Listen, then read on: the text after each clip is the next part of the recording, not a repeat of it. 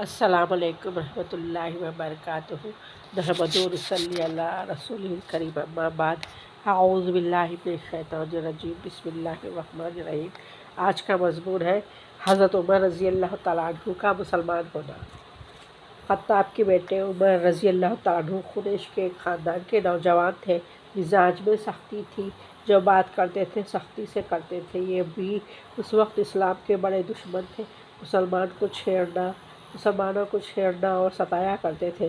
خدا کا ایسا کرنا ہوا کہ ایک دن یہ کسی بت خانے میں پڑے سو رہے تھے۔ بت خانے کے اندر سے لا الہ الا اللہ کی آواز سنی، گھبرا کر اٹھ بیٹھے، اور اب وہ اس آواز کی سچائی پر کبھی کبھی غور کرنے لگے۔ حضور صلی اللہ علیہ وسلم راتوں کو جب قرآن شریف پڑھتے تو یہ دوسروں سے چھپ کر کھڑے ہو کر سننے لگتے۔ ایک رات کو آپ صلی اللہ علیہ وسلم نماز میں قرآن شریف کی ایک سورت پڑھ رہے تھے۔ حضرت عمر رضی اللہ تعالیٰ عنہ ایک ایک آیت سن رہے تھے اور اثر لے رہے تھے، لیکن چونکہ مزاج کے پختہ اور طبیعت کے مستقل تھے، وہ اثر کو دفع کر رہے تھے۔ اس سے پہلے عمر رضی اللہ تعالیٰ عنہ کی بہن بہنوئی سعد بن زید مسلمان ہو چکے تھے۔ عمر رضی اللہ تعالیٰ عنہ کو پتہ چلا تو وہ دونوں کو رسیوں سے جکڑ کر باندھ دیا۔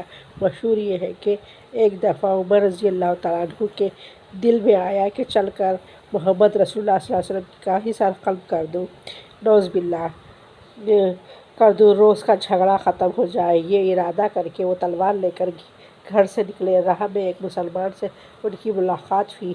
اس نے پوچھا، عمر کدھر کا قصد ہے؟ انہوں نے کہا، جاتا ہوں کہ محمد صلی اللہ علیہ وسلم کا کام آج تمام کر دوں، نعوذ باللہ۔ اس نے کہا، پہلے بہن اور بہنوئی کی تو خبر لو۔ یہ اس طعنے سے وہ بے تاب ہو گئے، پلٹ کر اپنے بہن کے گھر کا راستہ لیا۔ پہنچے تو قرآن شریف پڑھنے کی آواز سنی۔ غصے سے بے قابو ہو کر بہن اور بہنوئی کو جی کھول کر مارا، مگر دیکھا تو ان کو توحید کا نشہ اسی طرح تھا۔ ان کے دل پر اس کا بڑا اثر ہوا۔ کہا کہ اچھا، جو سورہ تم پڑھ رہے تھے مجھے بھی دکھاؤ۔ انہوں نے وہ ورق لا کر ہاتھ پر رکھ دیا۔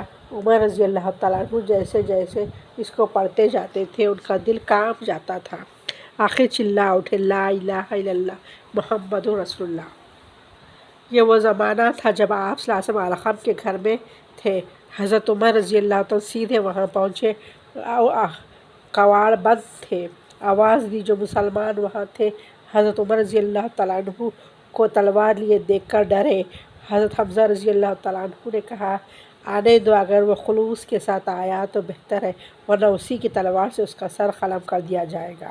دروازہ کھلا اور حضرت عمر رضی اللہ تعالیٰ عنہ نے اندر قدم رکھا تو رسول اللہ صلی اللہ علیہ وسلم خود آگے بڑھے اور ان کا دامن پکڑ کر فرمایا، کیوں عمر، کس ارادے سے آئے ہو؟ عرض کی، ایمان لانے کے لیے۔ یہ سن کر مسلمان اس زور سے اللہ اکبر کا نعرہ مارا کہ مکہ کے پہاڑیاں گونج اٹھے۔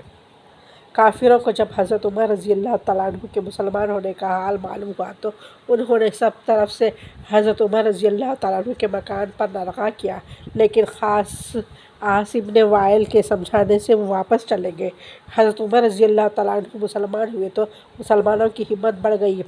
اب تک مسلمان کافروں کے ڈر سے خانہ کعبہ میں جا کر نماز نہیں پڑھتے تھے۔ حضرت عمر رضی اللہ تعالیٰ عنہ مسلمان ہوئے تو سب مسلمانوں کو ساتھ لے کر نکلے اور